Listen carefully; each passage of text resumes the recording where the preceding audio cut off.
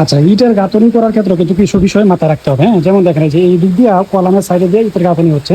তো এই জন্য আপনার এই যে অংশটুকু না, এই অংশটুকু কিন্তু আপনার চিপিং করতে হবে। এটা পুরোটা যতটুকু আছে পুরোটা চিপিং করতে হবে, কিন্তু এখানে কিন্তু চিপিং করা হয় না, শুধু ইটের গাঁথনি করা হচ্ছে।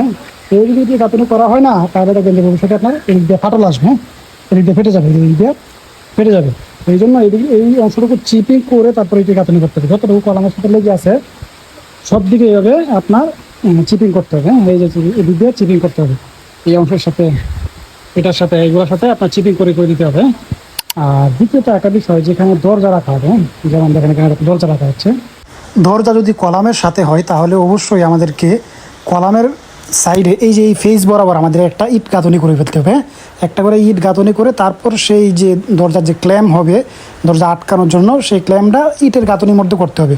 অনেকেই কী করে পুরা আপনার কলামকে গর্ত করে ফেলে, যেটা কলামকে গর্ত করে করে দরজা লাগায়। একটা কলামের যদি দুই সাইড দিয়ে এরকম করে গর্ত করা হয় তাহলে সেই কলামটা কিন্তু অনেকটাই শক্তি হারায়। এই জন্য এইভাবে একটা ইট দিয়ে এভাবে গাঁথনি করতে হবে পুরো সাইডে। যখন গাঁথনি হবে তখন আপনার ওই ইটের মধ্যে আপনি হোল করবেন, গর্ত করবেন, করে ওখানে আপনি দরজাটা লাগাবেন। হ্যাঁ, কখনোই আপনারা কলামকে আঘাত করবেন না। Thank you.